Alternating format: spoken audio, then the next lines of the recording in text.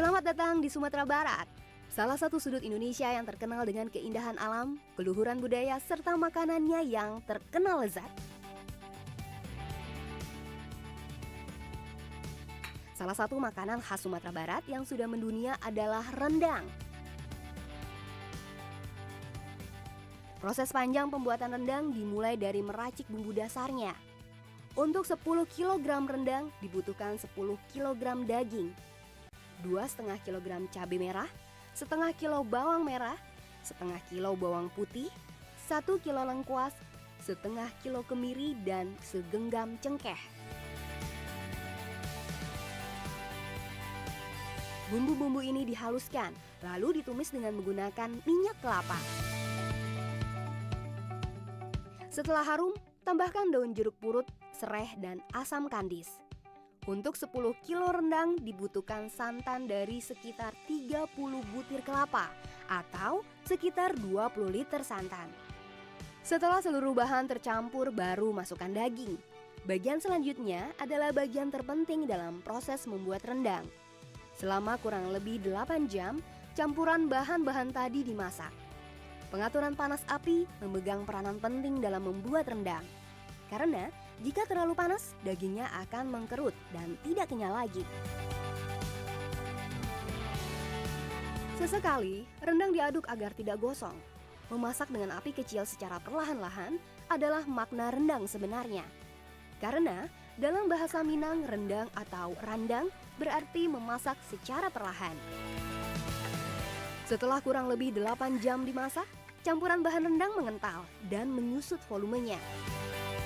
Hasil dari penyusutan ini adalah cita rasa rendang meresap sempurna ke dalam daging. Lama banget. Biasanya rendang disantap dengan nasi putih. Namun di tanah asalnya, rendang kerap disantap dengan ketan. Perpaduan rasa unik yang harus Anda cicipi sendiri. Di ranah Minang, selain rendang daging, ada rendang telur. Hidangan ini berasal dari Payakumbuh, sebuah kota kecil nan sejuk berjarak sekitar 3 jam perjalanan dari kota Padang. Ragam rendang ini terbuat dari adonan telur yang digoreng hingga renyah, lalu dicampur dengan adonan rendang.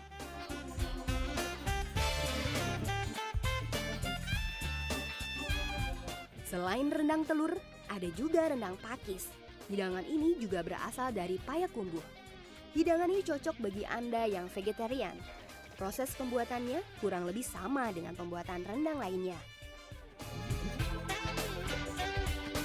Selain ketiga jenis rendang tadi, ranah Minang masih memiliki ragam hidangan rendang lain. Seperti rendang paru, rendang ubi, dan rendang ikan tuna. Langsung terbayang kelezatannya. Sepiring nasi putih hangat yang berlumur bumbu rendang. Tapi jangan dulu berhayal, karena perjalanan kita di Sumatera Barat masih berlanjut. Hidangan khas Sumatera Barat selanjutnya adalah dendeng. Seperti rendang, makanan ini juga berbahan dasar daging. Ada 2 jenis dendeng yang akan kita jumpai kali ini, yaitu dendeng batokok dan dendeng baracik. Kita mulai dari dendeng batokok. Nama dendeng batokok berasal dari proses pembuatannya. Batakok berarti dipukul. Awalnya, daging yang sudah dibumbui direbus agar lembut. Selanjutnya, daging diolesi bumbu cabai hijau, lalu dipukul-pukul agar bumbunya meresap. Daging yang sudah memipih tersebut, lalu diolesi minyak kelapa untuk selanjutnya dipanggang.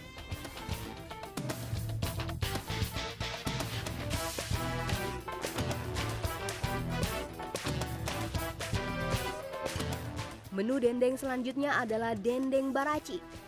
Menu dendeng ini sudah langka untuk ditemukan, bahkan di ranah Minang sendiri. Keunikan dendeng ini berada pada kesegaran rasa bumbunya. Dendeng ini dibuat dari daging asap yang digoreng garing. Rasa segarnya didapat dari tumisan bawang merah, cabai hijau, dan tomat.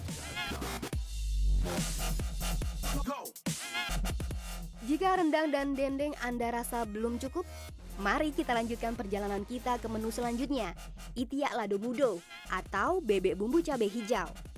Hidangan khas Bukit Tinggi ini banyak digemari penyuka menu berbahan dasar daging bebek.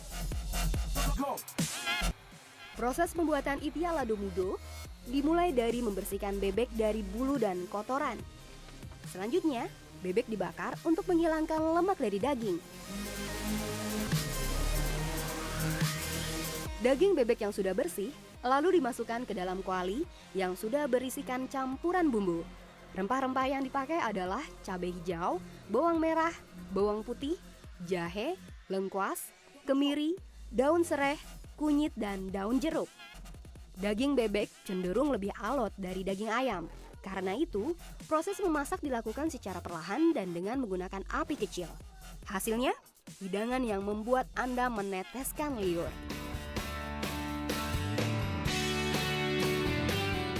Setelah mencicipi beberapa menu yang kaya rempah dan minyak, kini kita menikmati hidangan pencuci mulut. Tentunya tetap menu khas dari Sumatera Barat. Kita mulai dari es tebak. Minuman segar ini adalah es campur khas Sumatera Barat. Bahan-bahan yang dipakai adalah alpukat, nangka, kolang-kaling, cincau hitam, dan agar-agar. Mungkin terdengar seperti es campur biasa, tapi yang membuat minuman ini berbeda adalah bahan yang bernama tebak. Tebak dibuat dari tepung beras yang diberi campuran buah dan sagu. Adonan ini kemudian dicetak dalam cetakan cendol.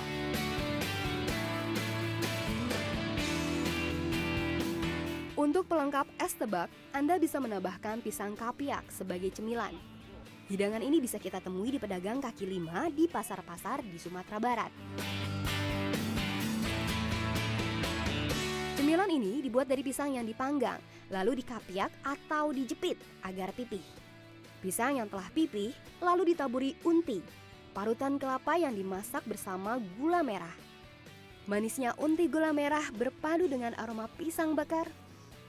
Sungguh perpaduan yang menambah selera makan.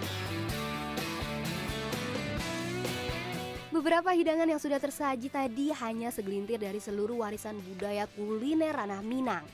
Dengan kekayaan warisan kulinernya, Sumatera Barat dapat menjadi tujuan wisata bagi Anda yang ingin merasakan sensasi petualangan cita rasa.